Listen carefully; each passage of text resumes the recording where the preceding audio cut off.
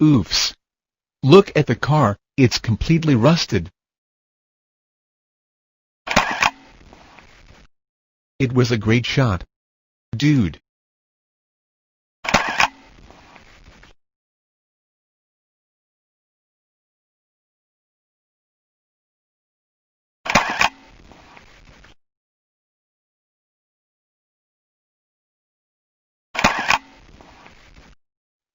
Cutting wood and melting ice are examples of physical changes.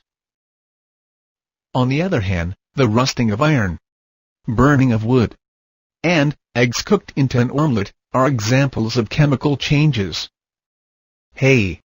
I will show you something. This is a physical change. Let me burn this. I need some charcoal. Now this is a chemical change. There are two types of changes, physical and chemical.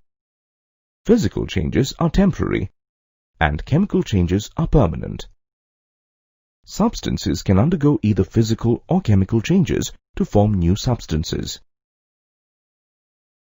In this lesson, you will learn about elements, mixtures, and compounds.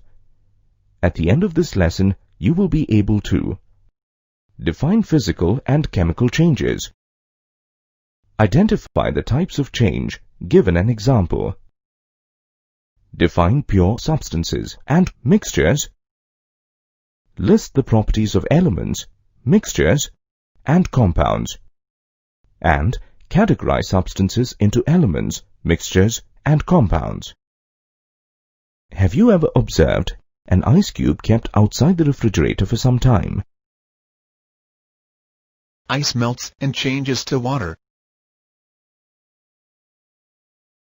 Yes, there is a change in the state of the ice cube. Now, let's do a small experiment. For this, we need to take 2 beakers with 20 grams of sugar and label them as A and B. Let's add some water to beaker A and stir it. In beaker B, we will add a little sulfuric acid. Now, observe what happens in beaker A. The sugar gets dissolved in water. In beaker B, sugar reacts with sulfuric acid and black sugar charcoal is formed. From this, we can say that the change that has taken place in beaker A is a physical change, whereas the change that has taken place in beaker B is a chemical change. In beaker A, we can get back the sugar by the evaporation of water. On the other hand, in beaker B, we cannot get back the sugar from the carbon.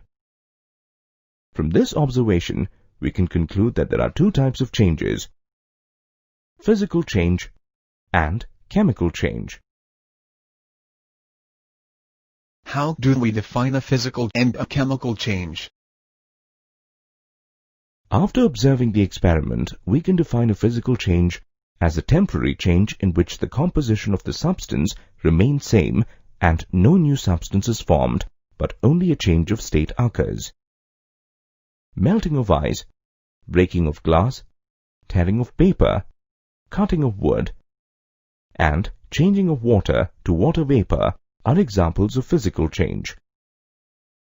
Likewise, we can define a chemical change as a permanent change in which a new substance is formed that has properties which are different from the original substance. For example, formation of water from hydrogen and oxygen atoms, rusting of iron, burning of wood, lighting of firecrackers, burning of a matchstick. You might have observed the word pure written on the packing of consumables like milk, mineral water, fruit juice, etc. What does the word pure mean to you? It means having no adulteration. That's right, but for a chemist, none of these substances are pure. For example, milk is a mixture of water, fat, and proteins. Mineral water, according to the label, has calcium chloride, magnesium sulfate, and sodium sulfate. If it were really pure water, In the scientific meaning of the word, it should contain only water molecules. For a chemist, the purity of a substance means the substance is made up of only one type of a particle. The particles may be atoms or molecules. For example, the element iron is made of only one kind of a particle called iron atoms. So iron is a pure substance. From this, we can define a pure substance as a substance which is made of only one kind of a particle. For example, iron, aluminium, silver, and gold. Okay. So, the substances that are opposite to pure are mixtures? For a chemist, when a substance contains more than one type of a particle, it is known as a mixture. For example, salt solution is made up of two components, salt and water. Therefore, salt solution is a mixture. There are over 100 known elements on Earth.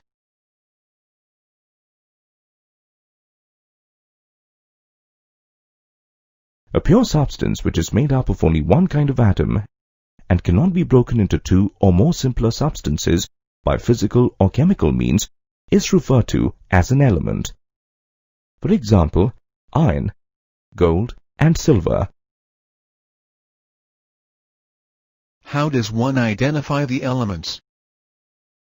Do they have any typical properties? Yes, they do have typical properties. Let's look at some of the characteristics of elements. An element is homogeneous in nature. It is a pure substance made up of only one kind of atom. For example, iron and silver are made of only iron and silver atoms. An element cannot be broken down into simpler substances by any physical or chemical methods such as heat, light, electricity, or chemical reactions with other substances. For example, if you were to smash a piece of iron into small pieces or heat it, the piece still remains as the element iron. An atom is the smallest unit that shows all the properties of an element. For example, an atom of iron shows all the properties of that metal. Elements have sharp melting and boiling points. For example, aluminium has a boiling point of 2447 degrees centigrade.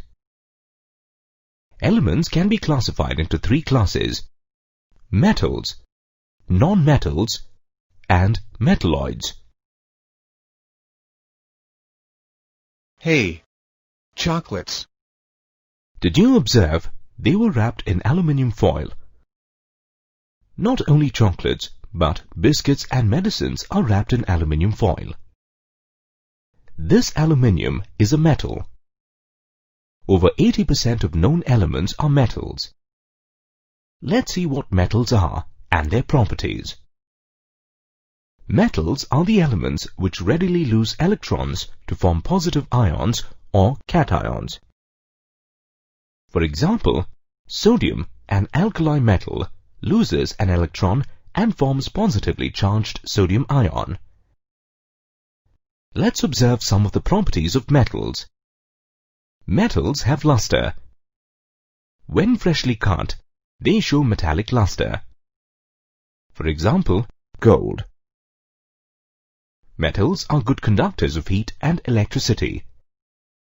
As metals have free electrons in them, they are able to conduct heat and electricity. For example, copper.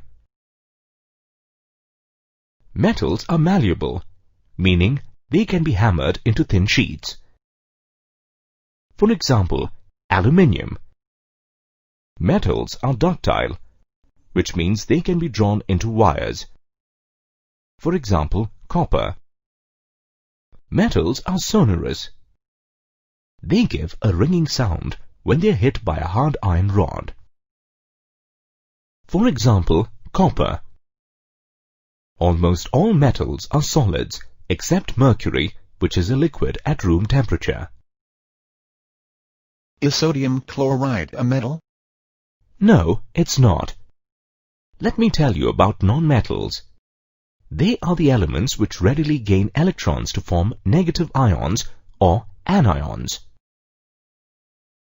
For example, chlorine accepts electrons from a metal like sodium and forms a negatively charged chloride anion. Like metals, do nonmetals also have properties? Yes, of course. Let's look at some of the properties of nonmetals. Nonmetals usually show some or all of the following properties. They do not exhibit luster. Nonmetals are bad conductors of heat and electricity. They do not contain free electrons in them, so they do not conduct heat and electricity. For example, sulfur. They are not malleable. They cannot be drawn into sheets. For example, sulfur and phosphorus. Nonmetals are non-ductile. They cannot be drawn into wires. For example, phosphorus. They are not sonorous. When hit by any hard substance, they do not produce any sound. For example, carbon. Nonmetals exist in all the three states. Thus, 11 nonmetals are gases. Only bromine is a liquid, and the others are solids. The elements which have intermediate properties between those of metals and nonmetals are called metalloids. They are amphoteric in nature. Metalloids react both with acids and bases. For example, boron, silicon, and germanium. Are water and carbon dioxide gases, not mixtures? No. Why? If we take the example of water, it is made up of two kinds of atoms. Yes, you are right. Water is made up of oxygen and hydrogen atoms, but still, it is a pure substance. How? Water and carbon dioxide are examples of compounds. Compounds? Another set of substances. No, not quite. A compound is a pure substance that is composed of two or more elements, chemically combined in definite proportion by weight.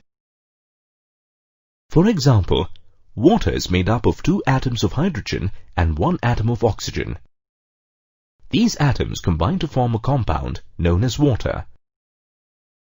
The smallest particle of water is called a molecule. A molecule is the smallest particle of a compound that still has all the properties of a compound. Water, ammonia, carbon dioxide, and limestone are examples of compounds. Is salt solution a compound? No, it is not. Even compounds have similar properties like that of elements. Compounds are composed of 2 or more elements which are chemically bound with one another in fixed proportions. Let's look at some of the characteristics of compounds. A pure chemical compound is homogeneous in nature, made up of the same type of molecules. For example, water contains only molecules of water. A compound can be broken into its constituents. For example, water can be broken into constituent elements, hydrogen and oxygen, by the process of electrolysis. A compound has a fixed composition.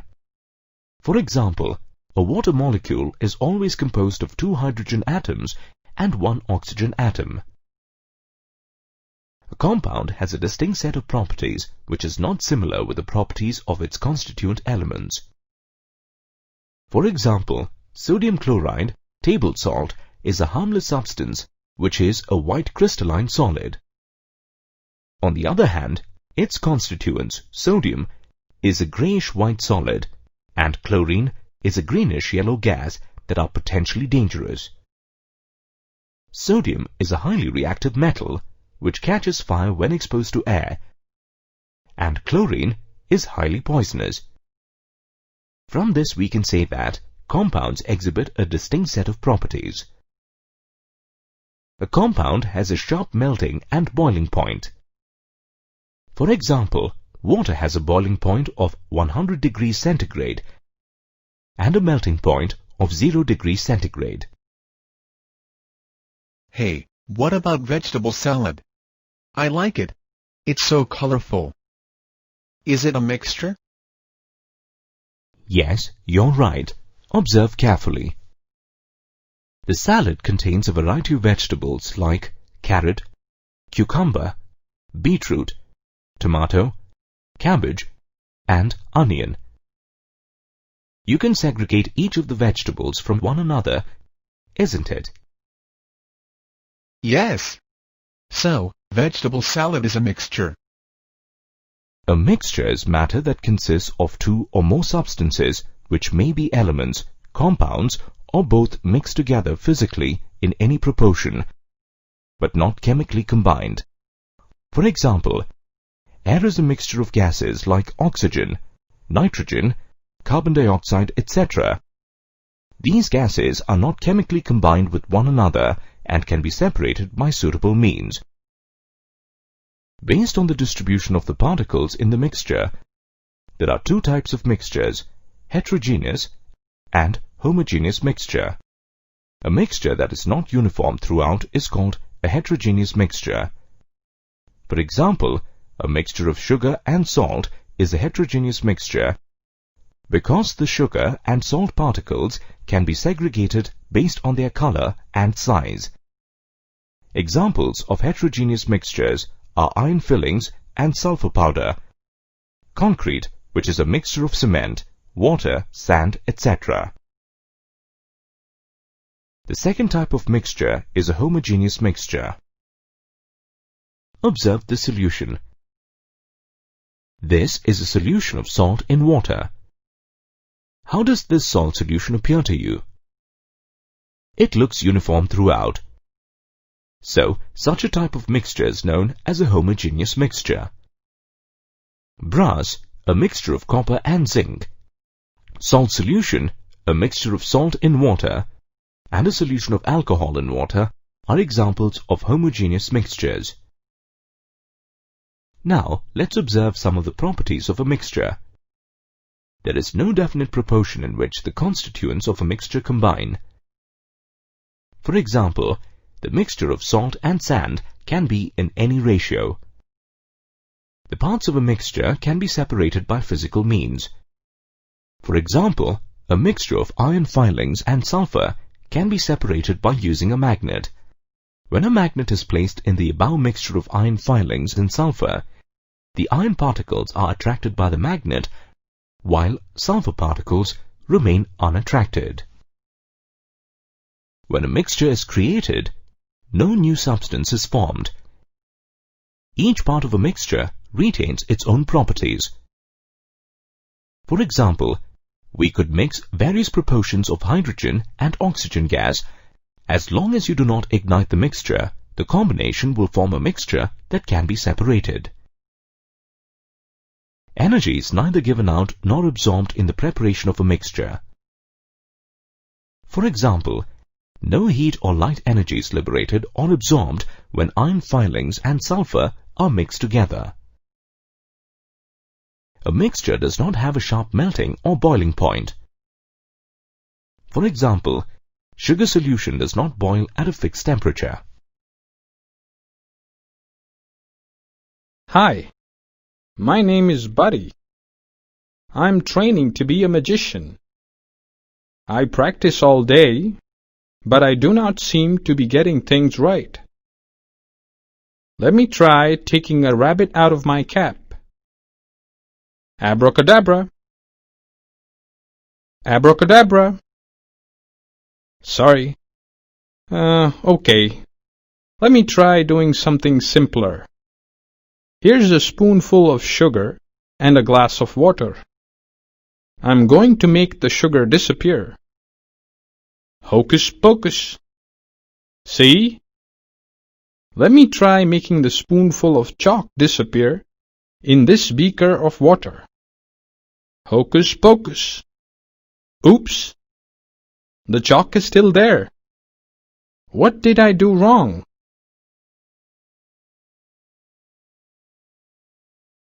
This lesson is all about types of mixtures. By the end of this lesson, you will be able to identify the types of solutions, list the properties of a solution, define concentration, differentiate between saturated and unsaturated solutions, list the properties of a suspension, list the properties of a colloid, and differentiate between solutions, suspensions, and colloids.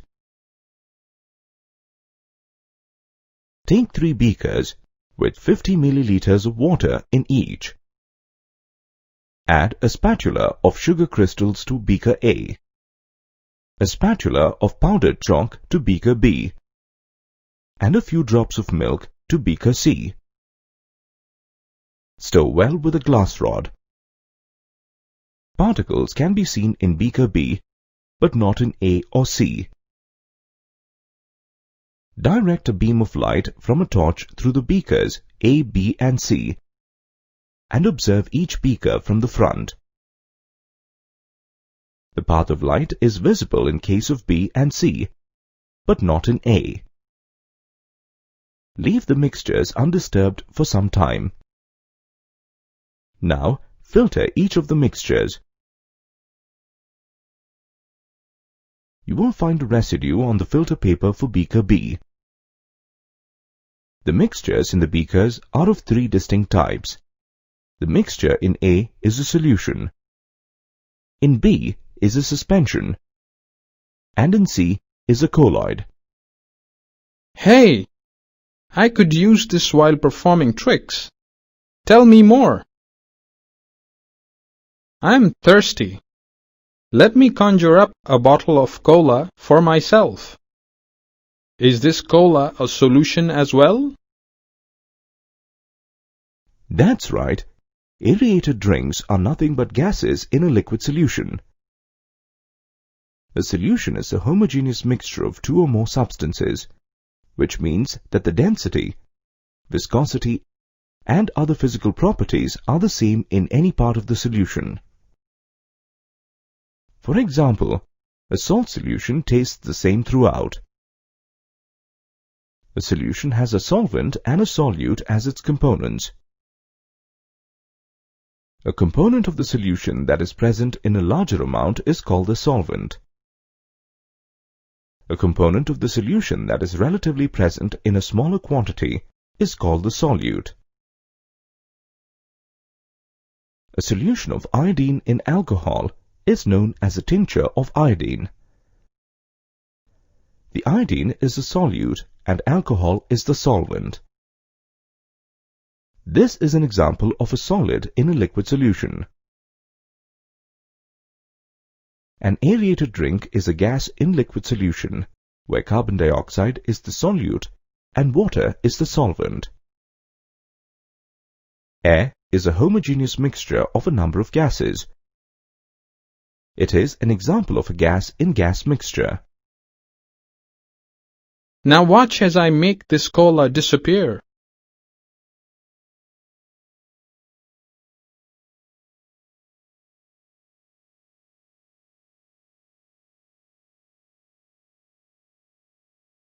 A solution is a homogeneous mixture of 2 or more substances.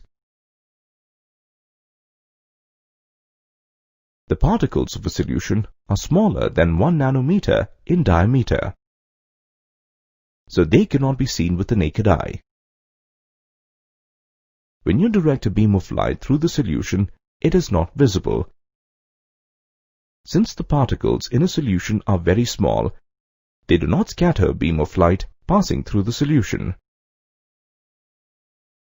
The solute particles cannot be separated from the mixture by filtration. Since the particles are very small, they pass through filter paper. When a solution is stable, it means that the solute particles do not settle down at the bottom of the container even if you leave the solution undisturbed for a while. I found this bottle of concentrated magic potion among my teacher's things. I'll have a few sips and turn into a powerful magician. It tastes terrible. I hope it works. Let me try making the flowers grow bigger. I think the potion was too dilute. Concentration is defined as the amount of solute present in the unit volume of a solution. A solution that contains a relatively smaller quantity of solute as compared to the solvent is known as a dilute solution. The concentration of a solution can be expressed using two methods. Mass by mass percentage of a solution is equal to mass of solute divided by mass of solution multiplied by 100. Mass by volume percentage of a solution is equal to mass of solute divided by volume of solution multiplied by 100.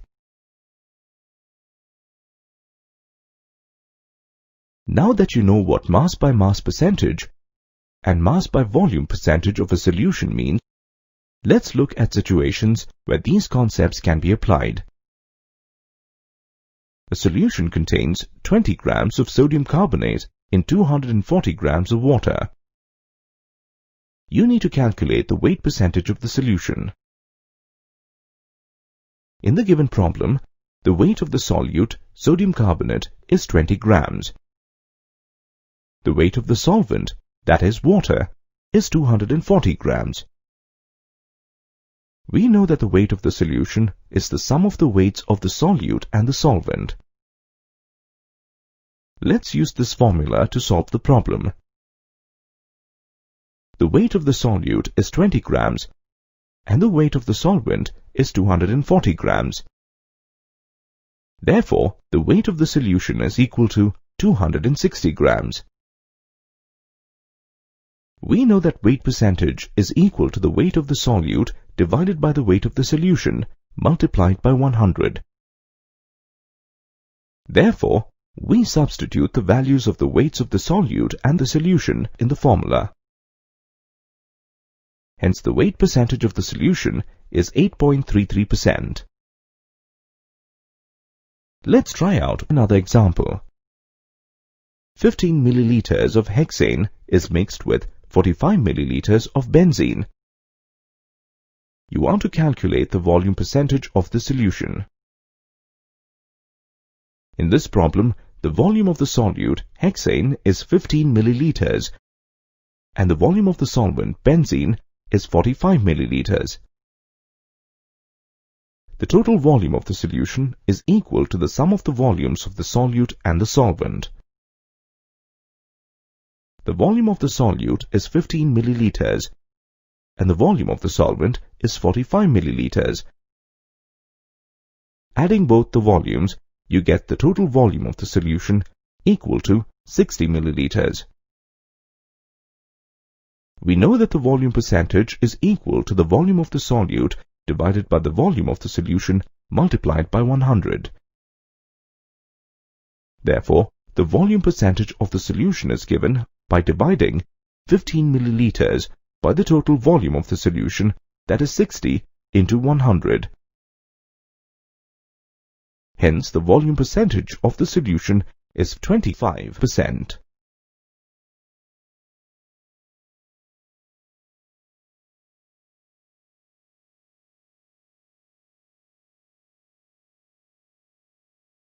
This is fun and so simple. Let me add more salt.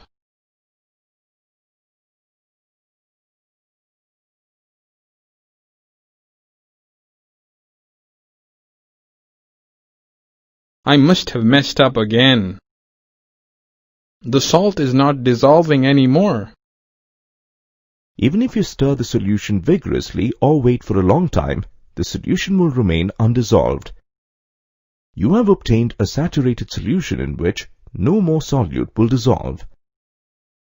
The solution that we had obtained initially was an unsaturated solution. Now heat the saturated solution. The undissolved solute present in the saturated solution slowly dissolves as the temperature rises. After the solute has dissolved completely, slowly cool the resultant solution to room temperature without disturbing it. The solute, which was undissolved before heating, has now dissolved. This means that the solute dissolved in the present solution is more than its solubility. The type of solution that we just discussed is called a supersaturated solution. In this solution, the solute present is more than in the saturated solution. Even a slight disturbance will make the solute precipitate out, and you will be left with a saturated solution. Therefore, we can classify a solution as saturated, unsaturated, or supersaturated, depending on the amount of solute present in the solution. Solubility can be defined as the maximum amount of solute by weight in grams dissolved in 100 grams of solvent at constant temperature. For instance, at 20 degrees centigrade, a maximum of 36 grams of common salt can be dissolved in 100 grams of water. So the solubility of common salt is 36 grams at 20 degrees centigrade. A suspension is a heterogeneous mixture in which the solute particles do not dissolve and remain suspended throughout the solvent. The solute particles can be seen with the naked eye. Aha! So that's why when I added chalk powder to the beaker of water, it didn't dissolve. Exactly. A mixture of chalk powder and water is an example of a suspension. Other examples of suspensions include milk of magnesia, sand in water, and flour in water. A suspension is a heterogeneous mixture. The particles of a suspension are quite large, and they scatter a beam of light passing through the suspension and makes its path visible. A suspension is unstable. When a suspension is left undisturbed, its solute particles settle down at the bottom of the container. The solute in a suspension can be separated from the mixture by the process of filtration.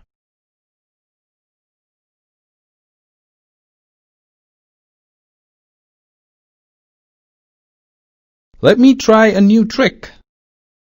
I'll put some ink into this glass of water. Then I'll pass a ray of light through the glass.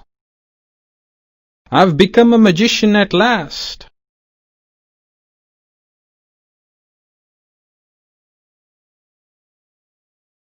A mixture of ink and water is an example of a colloid. Since its particles are smaller in size than those of a suspension, a colloid seems to be homogeneous. However, a colloid is actually a heterogeneous mixture. The particles of a colloid are very small and cannot be seen with the naked eye. The particles in a colloid do not settle down when left undisturbed. This shows the stable nature of the colloid. Colloids can scatter a beam of light and make its path visible. Particles in a colloid cannot be separated from the mixture by the process of filtration. A colloidal solution has two components, the dispersed phase and the dispersing medium. The solute-like component or the dispersed particles in a colloid form the dispersed phase. The component in which the dispersed phase is suspended is known as the dispersing medium. You can classify a colloid according to the state of the dispersing medium and the dispersed phase. There can be many types of colloids. The table shows you examples of colloids based on their dispersed phase, dispersing medium, and type. An aerosol is a colloid in which the dispersed phase is a solid or liquid and the dispersing medium is a gas. Smoke and automobile exhausts are aerosols in which solid carbon particles are dispersed in air. Fog, clouds, and mist are aerosols in which water is dispersed in air. Foam is a colloid in which a gas is the dispersed phase and a liquid is the dispersing medium. Shaving cream is an example of foam in which air is dispersed in water or alcohol. Solid foam is a colloid in which a gas is the dispersed phase and a solid is the dispersing medium. Foam rubber, sponge, and pumice stone are examples of solid foam. In foam rubber, the dispersed phase is air and the dispersing medium is rubber. An emulsion is a colloidal system in which both the dispersed phase and the dispersing medium are liquids. The liquid, which is the dispersed phase, is not miscible with the liquid, that is, the dispersing medium.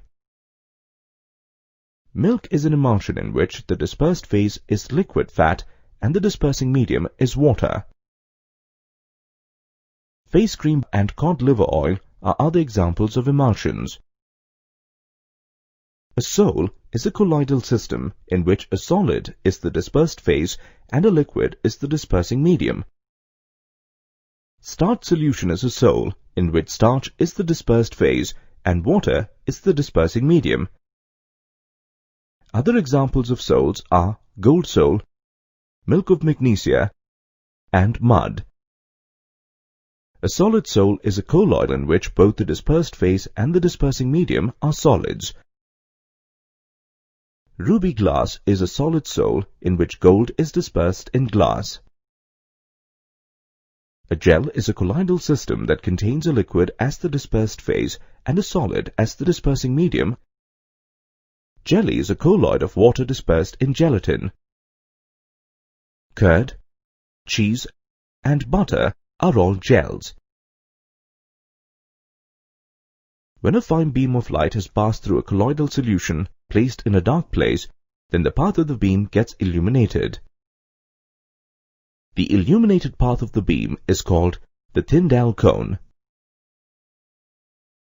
This phenomenon of the scattering of light is called the Tyndall effect. The Tyndall effect can also be observed when a fine beam of light enters a room through a small hole.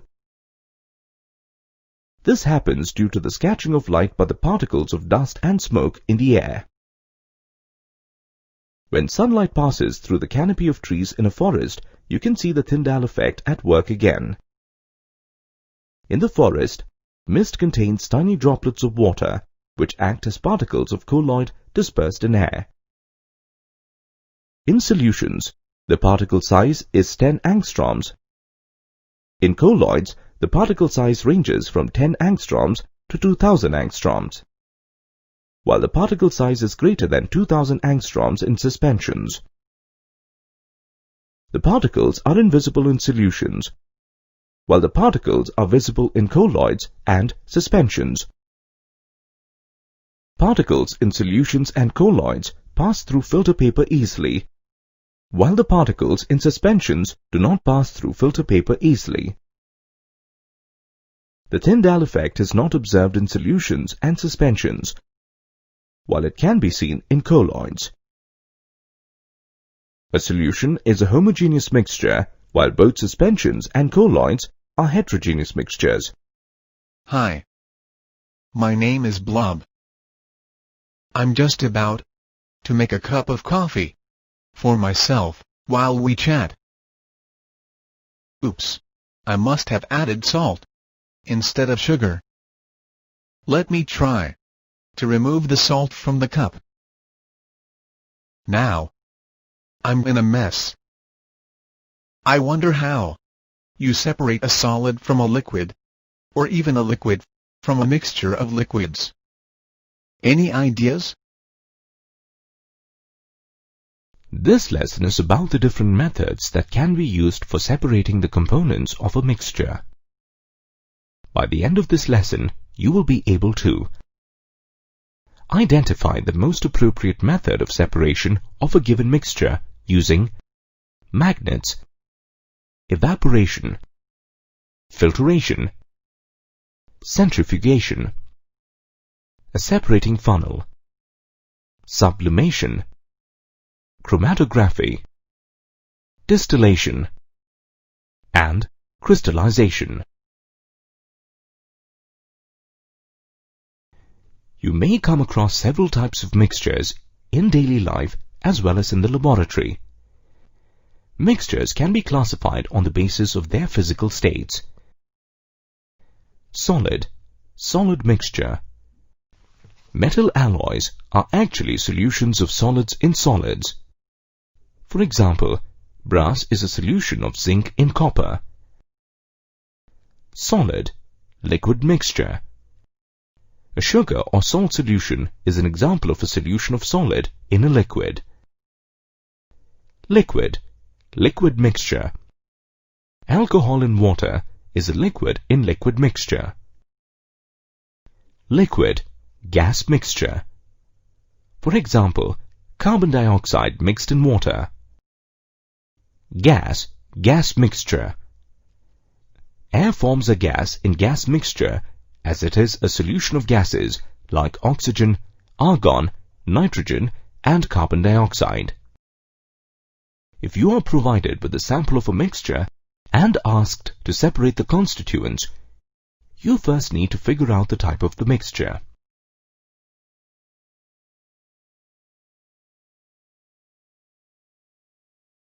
Hey, that's so cool.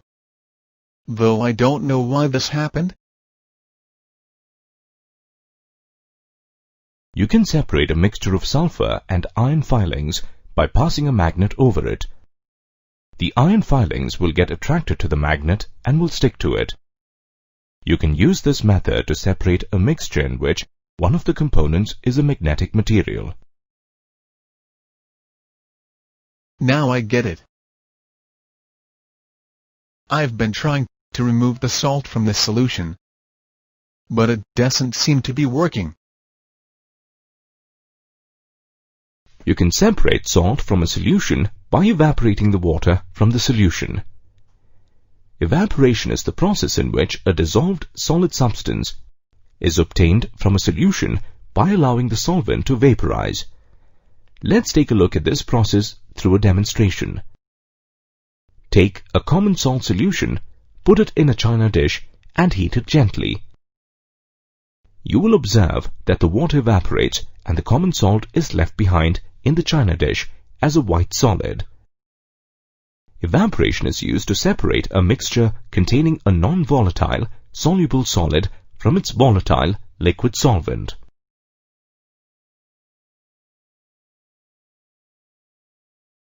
Oh no! I forgot to use a strainer. Now I've got tea leaves floating inside my teacup. Using a strainer to strain tea leaves is very similar to the process of filtration. Filtration is a process by which insoluble solids can be removed from a liquid by using a filter paper. A filter paper is a special type of paper which has pores that are tiny enough to let only liquids pass through it. If you pass a solution through filter paper, any undissolved solid particles will get left behind on the paper, whereas the liquid will filter through.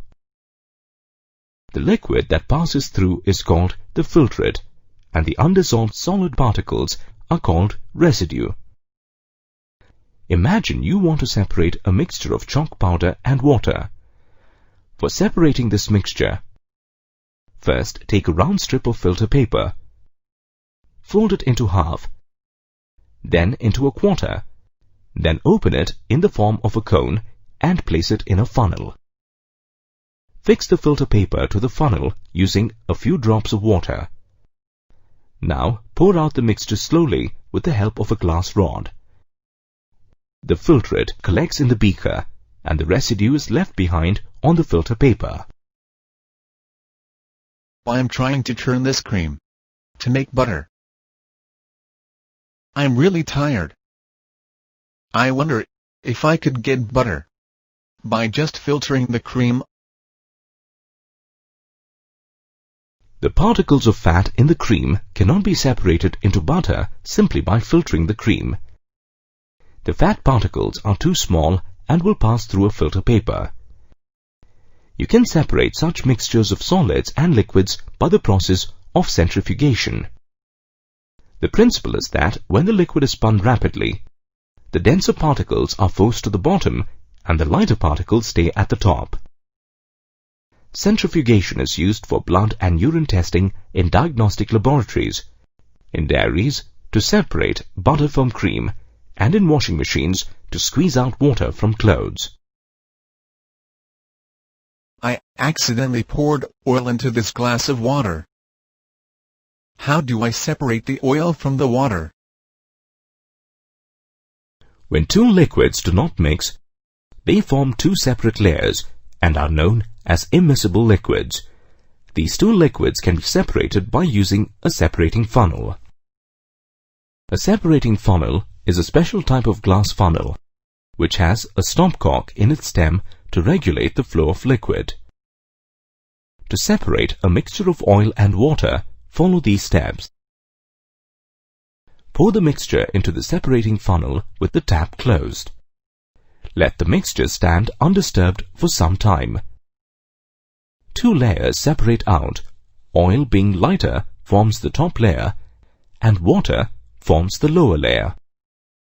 Remove the stopper and open the tap to run the water layer into a beaker. You will be left behind with just the upper layer of oil. In fact, the same method of separation is used to extract iron from its ore. The slag and molten iron form two distinct layers inside the furnace. The lighter layer of slag is removed from the top and the molten iron gets left behind. Great idea. My teacher asked me to separate sodium chloride from this mixture of sodium chloride and ammonium chloride. Someone please help me. Ammonium chloride changes directly from the solid to the gaseous state on heating. This is known as sublimation. So, to separate a mixture that contains a salt and a sublimable solid, such as ammonium chloride, you can use the process of sublimation. Take the mixture in a china dish and cover it with an inverted funnel fitted with a cotton plug. Heat the mixture. In a short while, you will see vapors of ammonium chloride. Stop heating and allow the setup to cool. You will see a fine white powdery deposit on the sides of the funnel. This is solidified ammonium chloride. Solids like camphor, naphthalene, and anthracene are examples of solids that sublimate. That was easy. First, take a thin, long strip of filter paper. Use a pencil to draw a line on it, about 3 centimeters above the lower edge. Then, put a small drop of black ink on the filter paper in the center of the line, and allow it to dry. Finally, lower the filter paper into a jar containing water, so that the drop of ink on the paper is just above the water level. Don't disturb the jar. You will see that the water rises up the filter paper. But why are there different colored spots on the paper strip? The ink has water as the solvent, and the dye is soluble in it. As the water rises, it takes the particles of dye along with it. Since a dye is made of 2 or more colors, the color which is the most soluble rises faster and higher. This is why there are differently colored spots on the paper. This process of separation is called chromatography. This method gets its name from the Greek word for color, chroma, as it was first used for separating colors. Chromatography is specifically used to separate a mixture that comprises solutes that dissolve in the same solvent. The technique we have just seen of using paper to separate the components of ink is referred to as paper chromatography. Chromatography is used for separating colors in a dye, pigments from natural colors, and drugs from blood. I have to separate a mixture of acetone and water. How do I do that? To separate a mixture of water and acetone that form a miscible liquid pair, set up the apparatus as shown in the diagram. Put the mixture into a distillation flask. A distillation flask is a round-bottomed flask with a tube at its neck. This tube is attached to a Liebig condenser. The Liebig condenser is a long glass tube within a glass jacket with an inlet and outlet for water. The open end of the flask is fitted with a one-holed rubber cork through which a thermometer is introduced. Heat the mixture. You will see that the acetone, which has a lower boiling point, vaporizes first and then condenses in the condenser. It can be collected from the condenser outlet. Water gets left behind in the flask. This process of conversion of a liquid into vapor by boiling and then recondensing the vapor into liquid is called distillation. This method is used for the separation of a mixture containing two miscible liquids that boil without decomposing and have a large difference between their boiling points. What if the boiling points of both liquids are close to one another? In case the difference in the boiling points of the liquid is less than 25 Kelvin temperature, you can use the fractional distillation method. Let's take an example of two such liquids, N-hexane and N-heptane. As you can see in the diagram, the apparatus is almost the same as used in distillation. The only difference is that a fractioning column is fitted in between the distillation flask and the condenser. A simple fractioning column is made up of a tube packed with glass beads. The beads provide the surface for the vapors to cool and condense again and again. The fractioning columns obstruct the smooth upward flow of vapors. During this process, only the vapors of N-hexane, which has a lower boiling point, pass through and get condensed in the condenser. N-heptane, which has a higher boiling point, condenses and flows back into the distillation flask. Phew! That sounds complicated. Not really. Let's try to understand the process. Air is made up of different gases like nitrogen, oxygen, and carbon dioxide. These gases are separated from one another by the fractional distillation of liquid air. Here are the steps in this process. Air is compressed in the compressor and cooled in the refrigeration unit. Thus, the air gets liquefied. The liquid air is passed through a filter to remove impurities and then fed into a tall fractional distillation column from near its base. The apparatus is warmed. On warming, liquid nitrogen boils off first to form nitrogen gas, as it has the lowest boiling point of -196 degrees centigrade. This nitrogen gas collects at the top of the fractional distillation column. Liquid argon has a slightly higher boiling point of -186 degrees centigrade, so it boils next. It collects as argon gas in the central part of the fractional distillation column.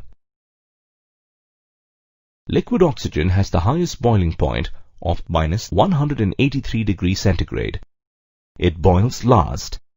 It collects as oxygen gas at the base of the fractional distillation column.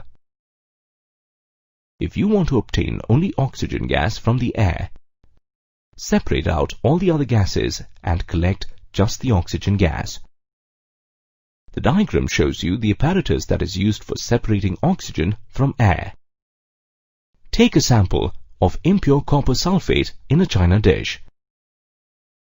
Dissolve the copper sulfate using as little water as possible. Filter the copper sulfate solution. Next, evaporate the water from the solution so that you get a saturated solution. Cover the solution with a filter paper and leave it at room temperature to cool for a day. Don't disturb the setup. After a day, you will find crystals of copper sulfate in the dish. This time, the crystals will be pure. This process is called crystallization. It is used to purify solids. Why can't we just evaporate an impure solution to get a pure solid? When you heat a sugar solution, for example, the sugar may get charred when you heat it to dryness. On evaporating the solution, the solute may still not be pure as it may contain impurities left over from filtration. This is why crystallization is a better method. Crystallization is used for purification of salt that we get from seawater, and separation of crystals of alum from impure samples.